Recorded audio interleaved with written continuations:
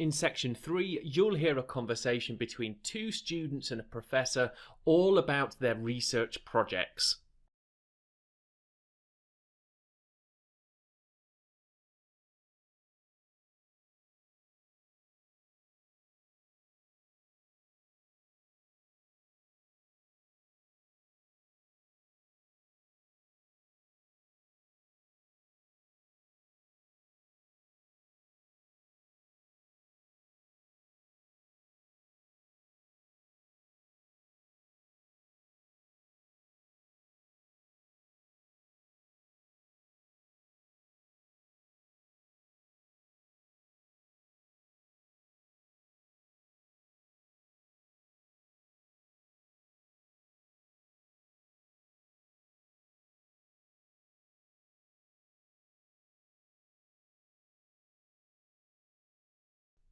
Section 3 will begin now.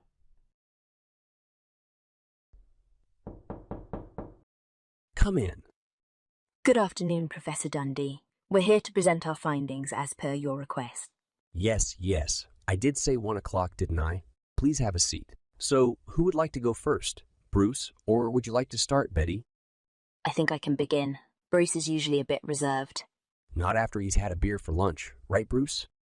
That's only on weekends, not during school days. All right. My research focuses on the impact of various marketing strategies on cheese and oil sales in 2 countries, New Zealand and Colombia. And what did you discover? In New Zealand, I found that both oil and cheese sales have decreased steadily. Unfortunately, the sales decrease rate has been faster than the population growth rate. On the other hand, in Colombia, the sales volume for both products has remained consistent. I see. So sales in New Zealand are declining? Yes, that's correct. The suppliers have introduced 2 new upscale brands of each product, which are pricier but more delicious. Ad agencies are now trying a new series of advertisements that focus on the great taste rather than health benefits.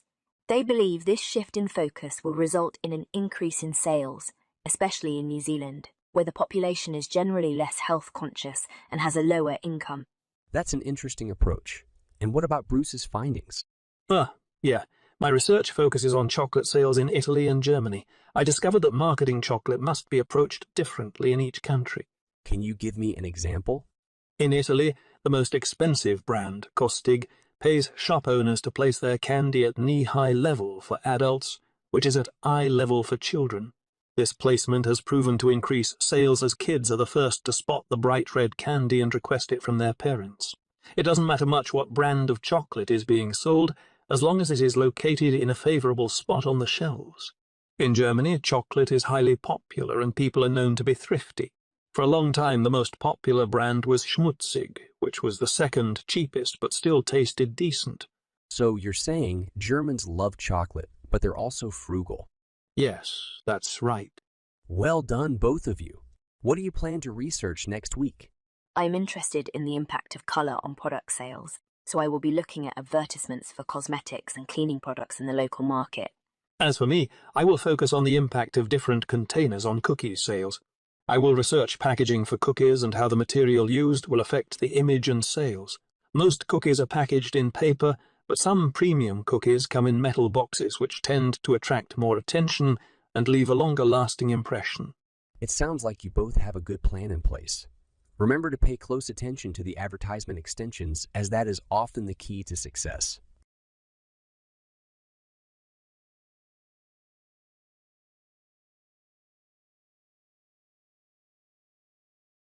Do either of you have any questions for me before you go? Professor Dundee, can you tell us more about the importance of advertisement extensions in marketing? Of course, Betty. Ad extension is an important aspect of marketing as it helps to expand on the main message of the advertisement and provide additional information to the audience. This can include things like location, information, promotions, product details, and more. The idea is to make it easier for the audience to understand the product or service being advertised and to motivate them to take action, whether it's visiting the store, making a purchase, or learning more. Professor, what are some effective ways to evaluate the success of a marketing campaign? There are several ways to evaluate the success of a marketing campaign, Bruce.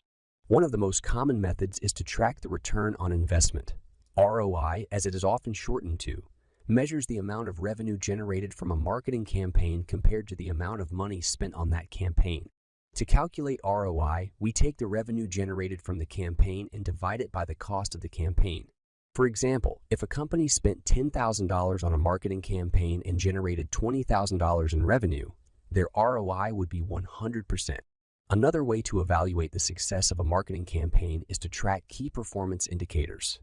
These metrics can include website traffic, social media engagement, email open rates, and conversion rates.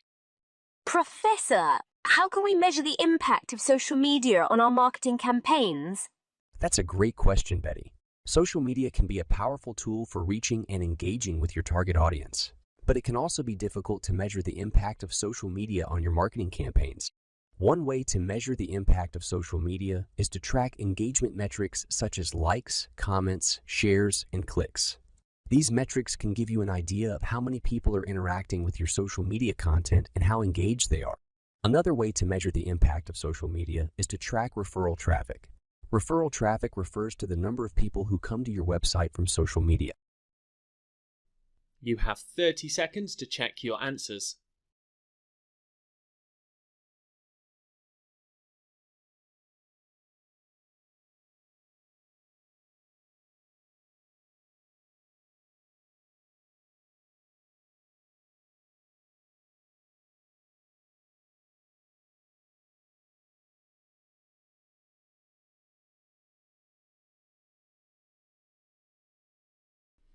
In section 4, you'll hear a speech given all about the history of the bicycle.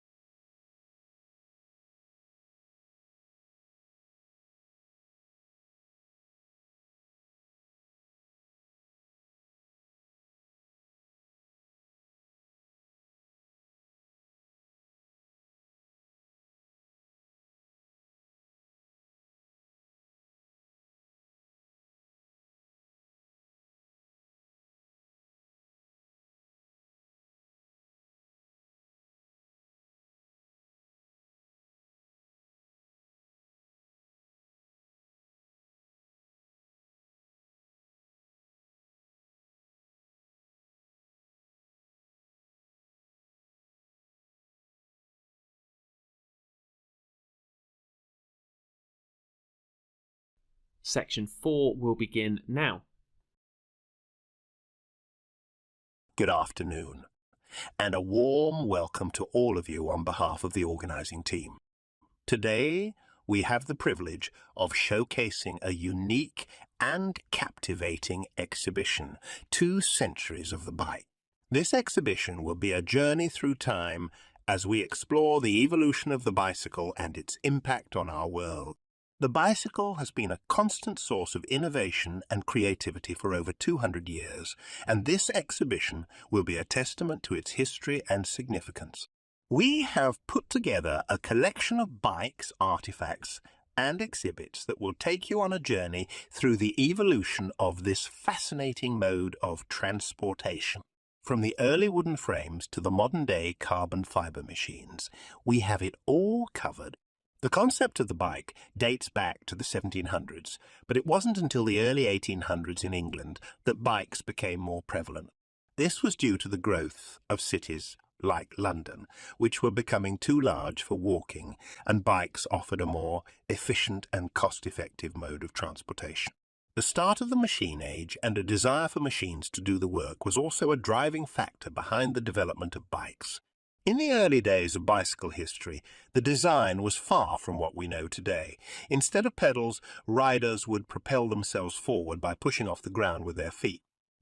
The wheels were made of wooden spokes covered in metal, which made for a less than ideal riding experience, as the metal would rattle and the wood would absorb much of the shock from the bumps in the road.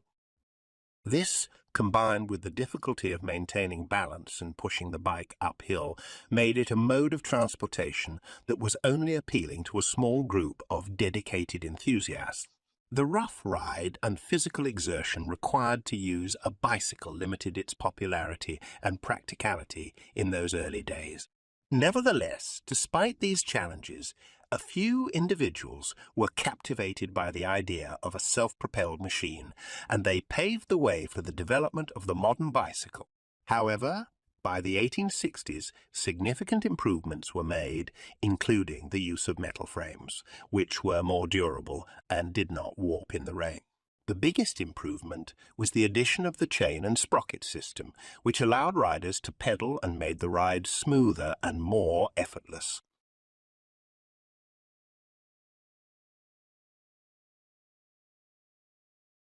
The use of rubber wheels in the 1880s also added to the comfort of the ride, and air-filled pneumatic tires became common around 1900, further improving the experience.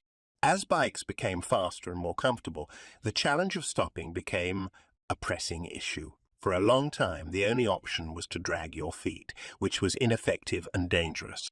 This problem was solved with the introduction of the velocipede, which had brakes that stopped the back wheel by pushing the pedal backwards. While this made bikes a great deal safer, the use of helmets was not yet widespread, and it wasn't until the 1970s that bike helmets provided real protection. Today, bikes are faster and more efficient than ever, and while this can be attributed in part to the athletic prowess of modern riders, the mechanical advancements of bikes have also played a significant role. Despite this, the dangers of riding a bike remain, and it is important to always exercise caution and wear a helmet, as head injuries from bike and motorcycle accidents account for nearly a quarter of epilepsy cases. You have 30 seconds to check your answers, and after this we'll take a look at the whole answer list for listening test 6.